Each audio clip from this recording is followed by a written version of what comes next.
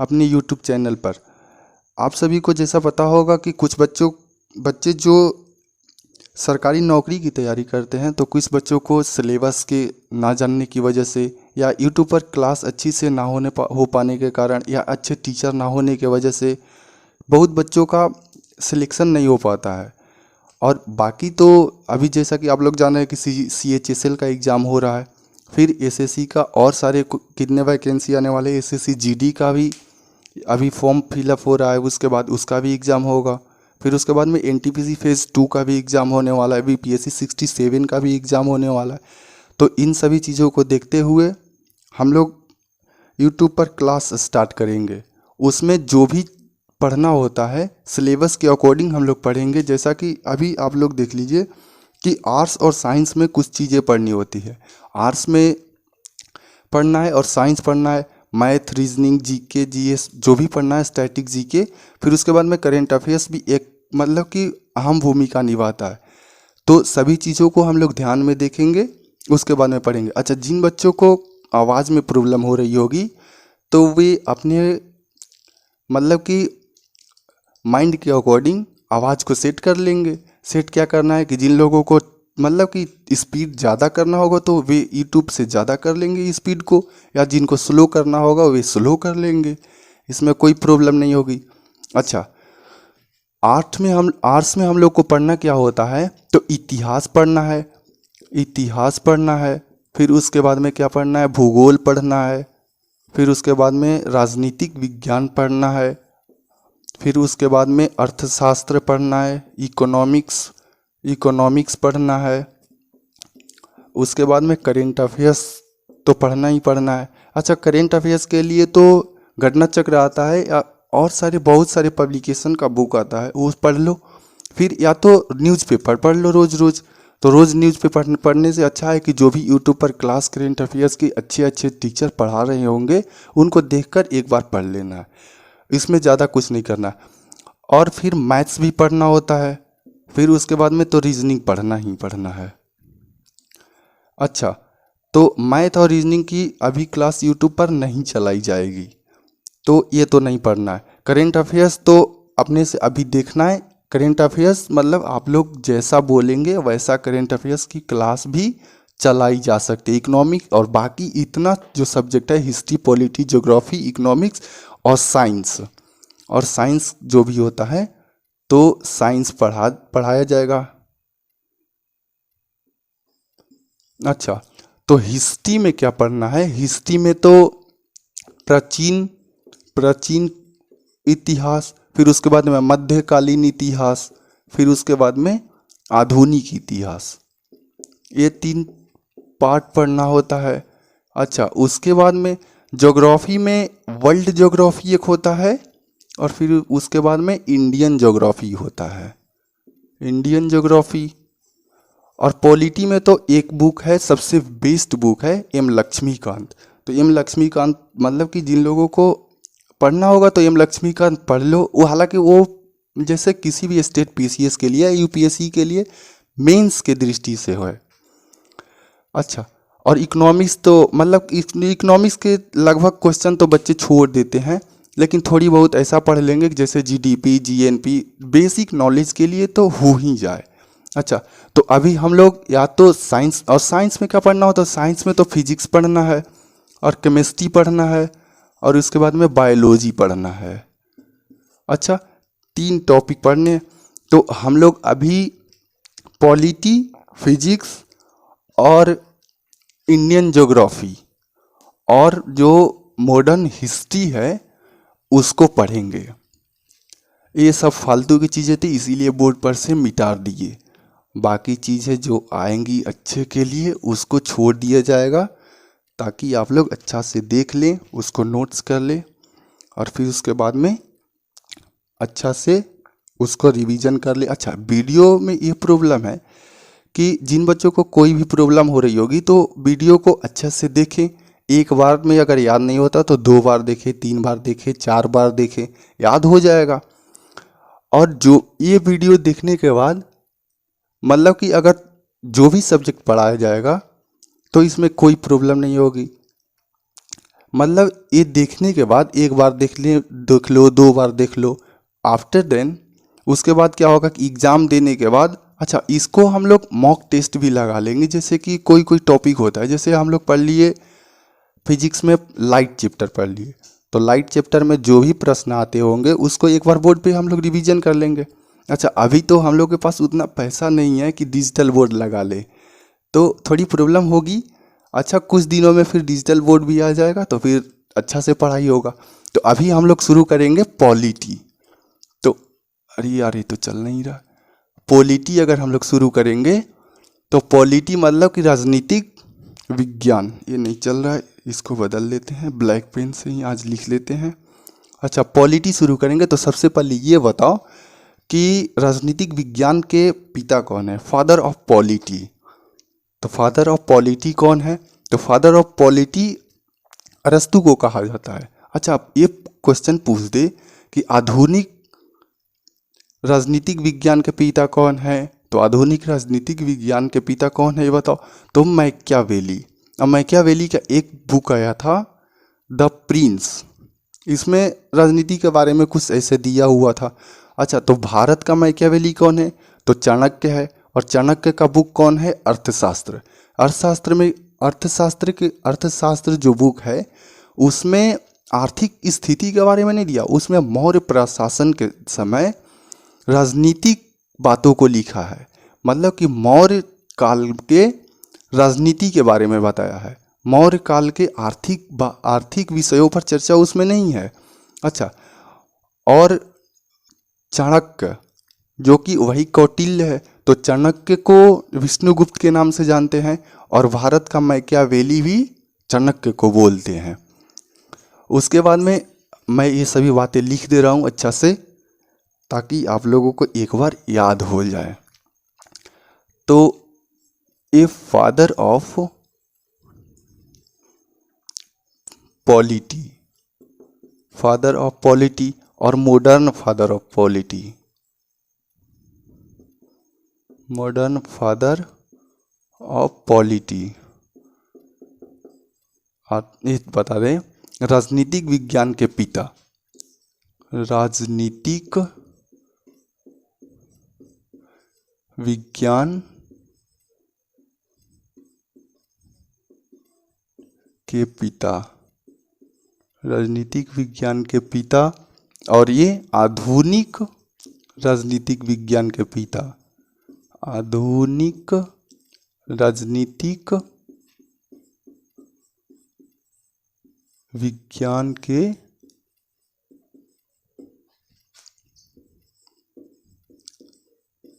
पिता।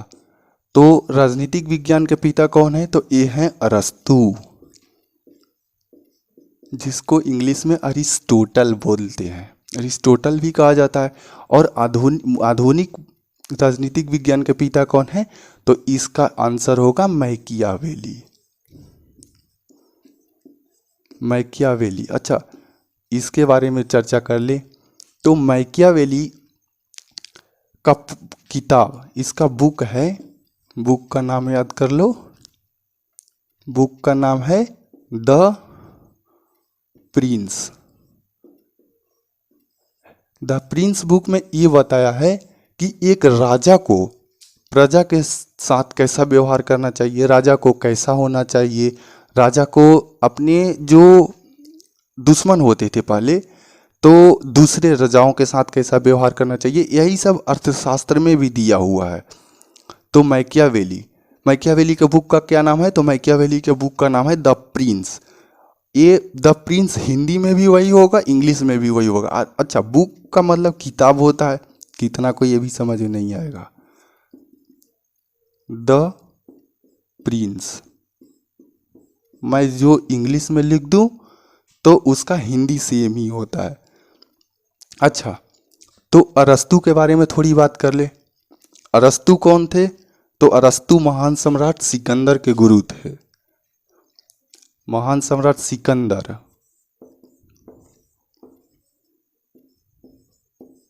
सिकंदर के गुरु कौन थे, अरस्तु। अरस्तु के गुरु कौन थे, प्लेटो। प्लेटो के गुरु कौन थे? सुकरात। सुकरात। और सुकरात के गुरु कौन थे? अफलातून। अफलातून। इतनी बातें समझ में आनी चाहिए। अच्छा, इन सब के बारे में हिस्ट्री में भी पढ़ना है। और ये अरस्तु, प्लेटो, सुकरात और अफलातून का जो भी विचारधारा था, इन सब के बारे में इथिक्स में पढ़ना होता है। इथिक्स क्या होता है? इथिक्स में जैसे कि जो भी बच्चे आईएएस का पेपर दे रहे होंगे तो मेंस में एक पेपर ही होता है इथिक्स।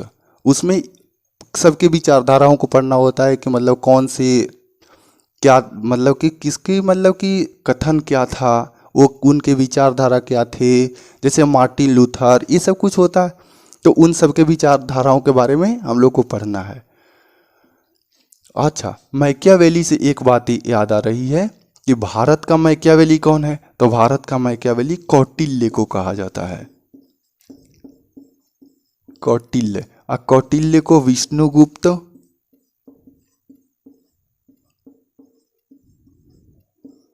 और चाणक्य के नाम से भी जानते हैं। ये महान सम्राट अशोक के गुरु थे, चंद्रगुप्त के भी गुरु थे, और चंद्रगुप्त मौर्य के गुरु थे, बिंदुसार के, और चाणक्य मतलब कि अशोक के समय में तो फिर राधा गुप्त आ गए थे। वो सब हिस्ट्री का पार्ट होता है, वो हिस्ट्री में पढ़ लेंगे अच्छा से। इतनी बातें तो समझ में आ गई होगी। अच्छा, तो हम लोग पढ़ रहे थे पॉलिटी। तो पॉलिटी में इतनी बातें आप लोग एक बार देख लीजिए, फिर उसके बाद में मैं मिटा देता हूँ। ये मिटाने के बाद में हम लोग को पॉलिटी में कुछ चीज़ें पढ़नी होती है, तो वो सब हम लोग पढ़ेंगे अच्छा से। तो पॉलिटी में हम लोग को पढ़ना क्या है? तो पॉलिटी में पढ़ना है संविधान, इंडियन कॉन्स्टिट्यूशन, संविधान पढ़ना है, और प्लस में राज्य व्यवस्था।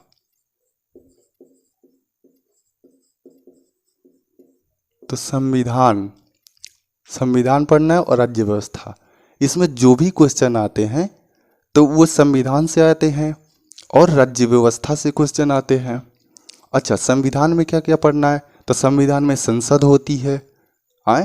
संसद के जो भी निर्णय होते हैं, जो भी विधेयक पास होते हैं, जो भी अधिनियम संसद द्वारा बनाई जाती है, उसके बारे में क्वेश्चन पूछ लेता है। और न्यायालय, जो भी सुप्रीम कोर्ट और हाई कोर्ट है, उनके प्रमुख निर्णय जो होते हैं उसके बारे में भी क्वेश्चन पूछ लेता है।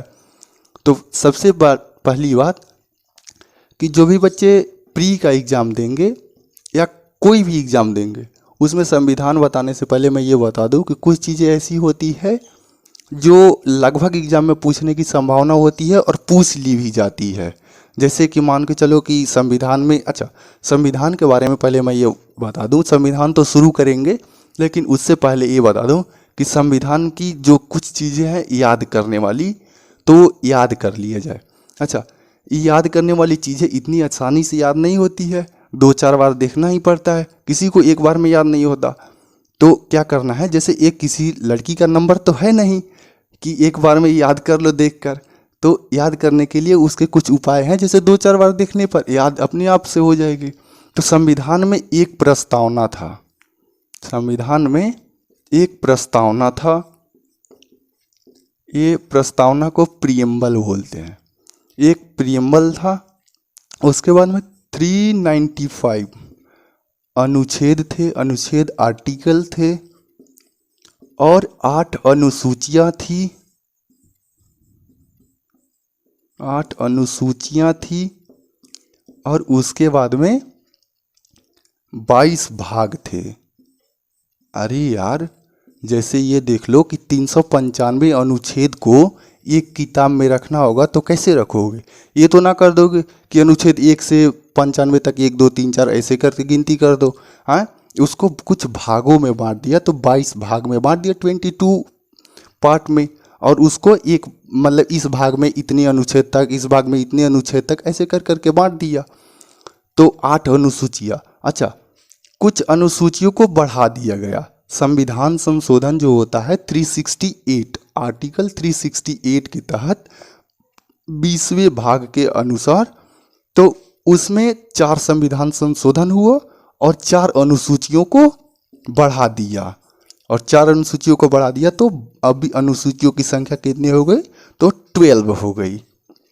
और उसके बाद में आर्टिकल भी कुछ बढ़ाए गए हैं, जैसे कि आर्टिकल में ये बढ़ा दिया कि 31 का बी कर दिया, और मतलब कि 21 का ए कर दिया, ऐसे कर करके कुछ मतलब आर्टिकल नया नया जोड़े गए हैं संविधान संशोधन के बाद। तो जो 12 अनुसूचियां हैं, 4 बार संविधान संशोधन हुआ, उसको 12 की 12 अनुसूचियों को हम लोग पढ़ लेते हैं। अनुसूचियों से एक क्वेश्चन आता है कि 8वीं अनुसूची में क्या है बताओ, फिर एग्जाम में जाओ तो मुंह बन जाएगा, फिर क्या करोगे, तो वो अनुसूचियाँ याद कर लो, फिर उसके बाद में कुछ आर्टिकल तो मतलब पढ़ना ही है, तो आर्टिकल याद हो जाएंगे। फिर एक वीडियो आएगा, उस वीडियो में जो भाग होते हैं तो भाग को बता दिया जाएगा, ये भाग हैं, तो कोई प्रॉब्लम नहीं होगी। अच्छा, तो अनुसूचियों को याद कर लेते फट से, उसके बाद में 1 नंबर तो तय हो जाएगा। कभी भी अनुसूचियों से कोई क्वेश्चन आया तो झटके में उड़ा लेंगे। बहुत आसान होता है पढ़ना, पढ़ाई से आसान दुनिया में कुछ नहीं। जो लोग पढ़ने वाले हैं उनके लिए, बाकी किसी के लिए तो सांस लेना भी मुश्किल है। कोई सांस ले, किसी को खाना मिल जाए तो खाना भी मुश्किल है, बोलेगा कि मुंह में डाल दो। अच्छा, अनुसूची 12 है, तो 12 अनुसूचियों को याद कर लेते। पहली अनुसूची में क्या दिया है कि संघ प्लस राज्य क्षेत्र, यूनियन एंड ईस्ट टेरिटरी। इसमें यह बताया है कि भारत में कितने राज्य हैं और कितने केंद्र शासित प्रदेश, उनके राज्य क्षेत्र के बारे में बताया, कितना किसका सीमा है, किसका कहाँ तक क्षेत्र है, किसका नाम है, किसकी सीमा, मतलब किस राज्य की सीमा, किस केंद्र शासित प्रदेश की सीमा कहाँ तक जाएगी, इसके बारे में बताया। अच्छा, दूसरे में क्या दिया, दूसरी अनुसूची में वेतन बताया कि वेतन के बारे में, जो भी संवैधानिक पद होते हैं, पदाधिकारी होते हैं, उनके वेतन के बारे में बताया। इसमें ये बताया कि, अच्छा दिख नहीं रहा होगा, तो उसमें ये बताया कि जैसे जो भी संवैधानिक पद हैं, जैसे राष्ट्रपति, सुप्रीम कोर्ट के मुख्य न्यायाधीश, हाई कोर्ट के न्यायाधीश और कैग, ये सब जो भी मतलब कि संवैधानिक पद हैं, राज्यपाल, इन सब के बारे में वेतन के बारे में बताया। अच्छा, तीसरा में कह दिया, अच्छा इसमें एक्सेप्शन में क्या है, जो राष्ट्रपति होते हैं, राष्ट्रपति का वेतन सभापति के रूप में, जो राज्यसभा का सभापति होता है उसके रूप में दिया जाता है। और इसमें शपथ, तीसरी में शपथ है, तो शपथ नहीं होता है शपथ, तो शपथ दिया तीसरी अनुसूची में शपथ। तो इसमें 3 को छोड़कर जो भी संवैधानिक पद हैं उनके शपथ के बारे में दिया है। तो जैसे राष्ट्रपति के शपथ के बारे में इसमें नहीं दिया, थोड़ा मैं बड़ा लिख देता हूँ, नहीं तो दिखेगा नहीं। राष्ट्रपति के शपथ 68 आर्टिकल, ये आर्टिकल अनुच्छेद है, अनुच्छेद 60 के अकॉर्डिंग दिया है। उसके बाद में उपराष्ट्रपति को कितना में दिया है, तो अनुच्छेद 69 के बारे में दिया है, 69 में दिया है। उसके बाद में उपराष्ट्रपति, उसके बाद में राज्यपाल के शपथ के बारे में अनुच्छेद 159 में दिया है। बाकी जो भी संवैधानिक पद हैं उनके शपथ के बारे में अनुसूची 3 में दिया गया है। ये अनुसूची है, ये अनुसूची, जिस अनुसूची में जो लिखा है वो है। उसके बाद में चौथी अनुसूची में राज्यसभा में सीटों का आवंटन, राज्यसभा में सीटों का आवंटन। 5वीं अनुसूची में क्या दिया है कि जो भी SC/ST क्षेत्र हैं, अनुसूचित जाति और अनुसूचित जनजातीय क्षेत्र हैं, उन क्षेत्रों में प्रशासन। तो इसमें डायरेक्ट ऐसे लिख देते हैं SC/ST, ST क्षेत्रों में प्रशासन। उसके बाद में अनुसूची 6वीं में, अनुसूची 6 नंबर में क्या बताया है, तो अनुसूची 6 में 4 राज्यों को बताया। 4 राज्यों के जो भी अनुसूचित जाति और जनजातीय क्षेत्र हैं, उनके क्षेत्रों में प्रशासन कैसे होगा इसके बारे में बताया है। तो 4 राज्य कौन कौन से हैं, तो उसको याद कर लो। AMTM,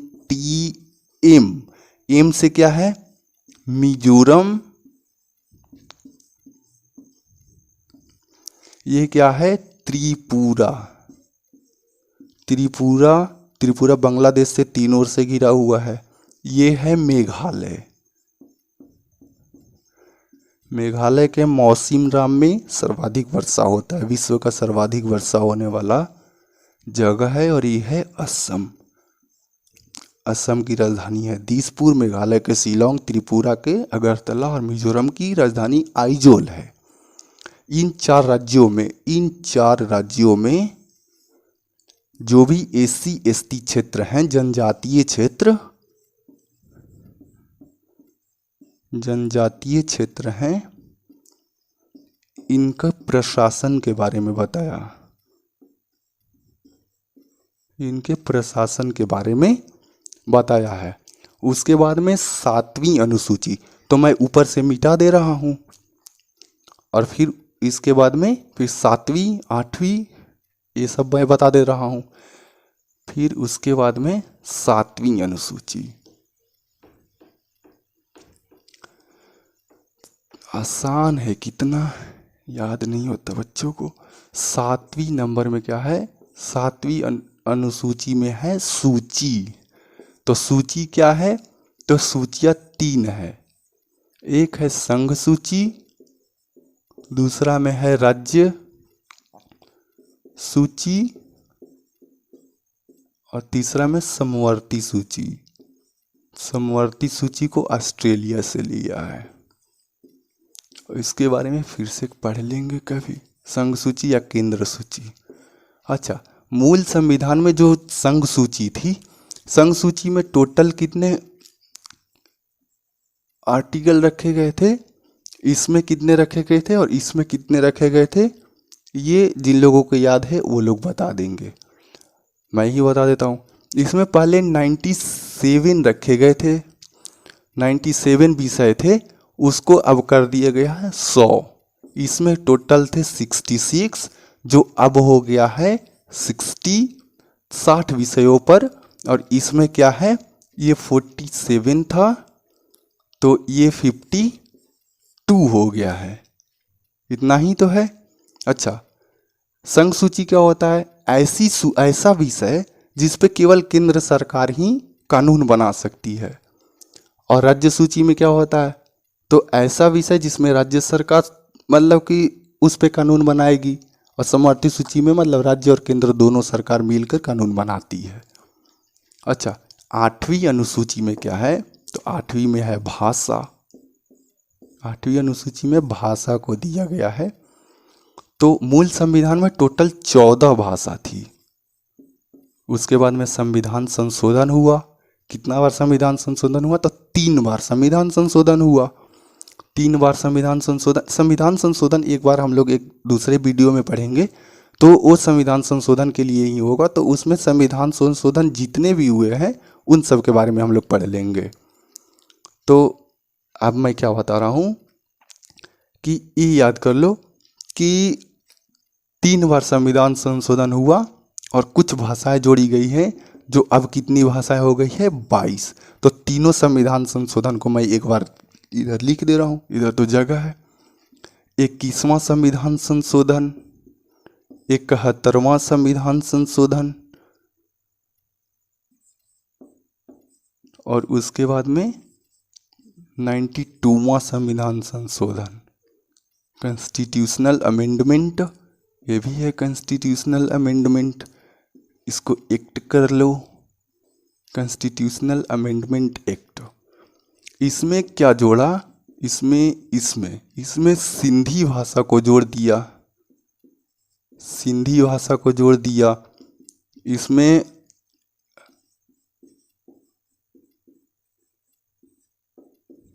नेपाली, मणिपुरी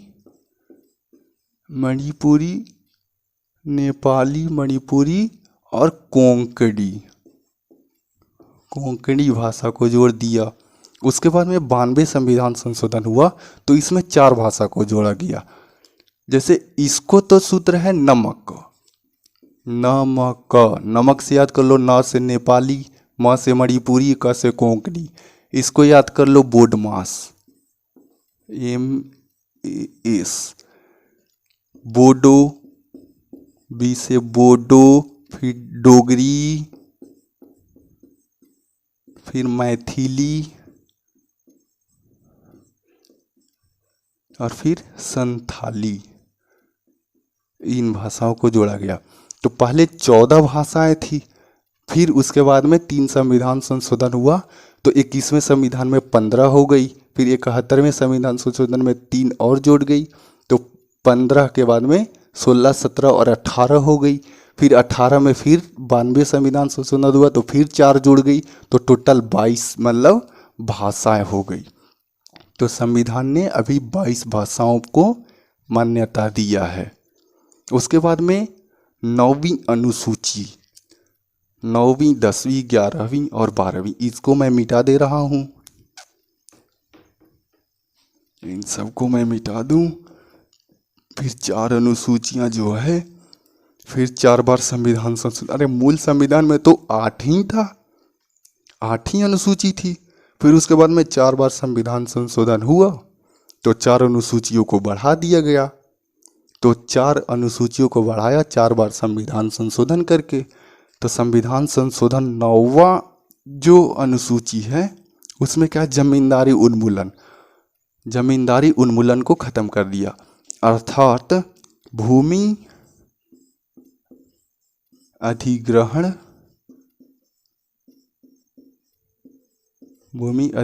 अधिनियम, भूमि अधिग्रहण अधिनियम।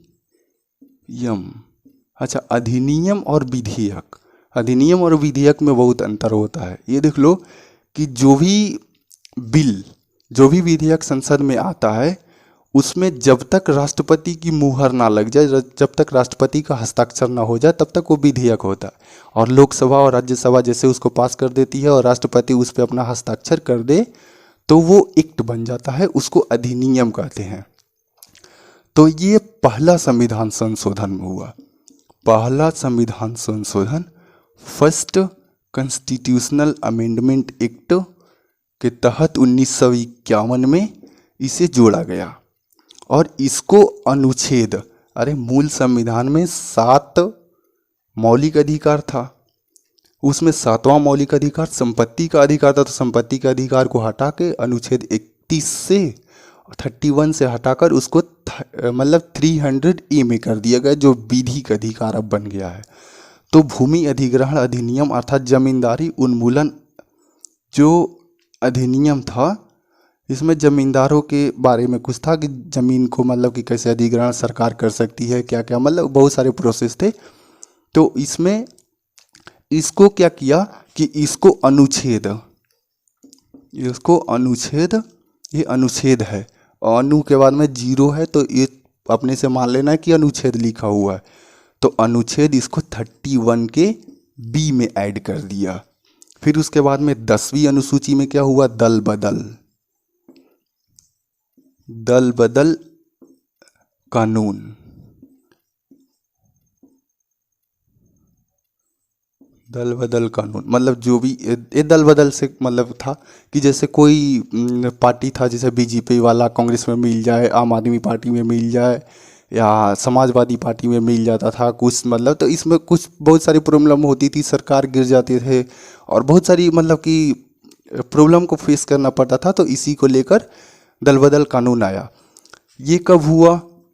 तो ये हुआ 52वां संविधान संशोधन। 52वां संविधान संशोधन ये कब हुआ? 1985 में।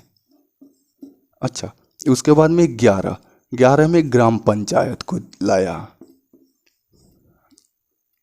ग्राम पंचायत, अच्छा, ग्राम पंचायत के क्या क्या अधिकार हैं, क्या विशेषाधिकार है, मतलब ग्राम पंचायत के क्या विषय हैं? इसमें टोटल 29 विषय रखे गए हैं ग्राम पंचायत के बारे में। और 12वीं अनुसूची, इसको किस संविधान संशोधन? तो इसको 73 कॉन्स्टिट्यूशनल अमेंडमेंट द्वारा 1992 में जोड़ा। अरे ये 92 है। और फिर उसके बाद में नगर पालिका, 12वीं अनुसूची में नगर पालिका को जोड़ा गया। और ये इसमें कितने विषय हैं? तो इसमें टोटल 8 विषय रखे गए हैं। 8 विषय रखे गए हैं और ये 74वां संविधान संशोधन हुआ और इसको 1992 में ही जोड़ा गया। तो टोटल कितने हुए? टोटल 12 अनुसूचियाँ। 12 अनुसूचियों को मैं एक बार फिर से बोल दे रहा हूँ, उसको याद कर लीजिएगा। पहली अनुसूची में संघ और राज्य क्षेत्र, दूसरे में क्या है? वेतन, तीसरे में शपथ, चौथे में राज्यसभा में सीटों का आवंटन, 5वीं में क्या है? SC ST क्षेत्रों में प्रशासन, 6वां में क्या है? तो 4 राज्यों को रखे गए हैं, असम, मेघालय, त्रिपुरा और मिजोरम क्षेत्रों में जो भी जनजातीय क्षेत्र हैं उनमें प्रशासन। उसके बाद में 7वीं में सूची दिया, 8वीं में भाषा दिया है, 9वीं में क्या है? भूमि अधिग्रहण अधिनियम, 10वीं में दल बदल, 11वीं में क्या है? तो 11वीं में है पंचायत और 12वीं अनुसूची में है नगर पालिका। अच्छा, ये चूँकि मेरा पहला वीडियो है तो इसमें कुछ मतलब कि थोड़ी अजीब सा लग रहा है माइक के सामने, तो फिर धीरे धीरे सब कुछ अच्छा हो जाएगा, 1-2 महीने में तो फिर सब ठीक हो जाएगा। तो अगर अच्छा लगे तो ठीक है, आप लोग देखिए और जिन लोगों को सब्सक्राइब करना होगा वो कर ले। और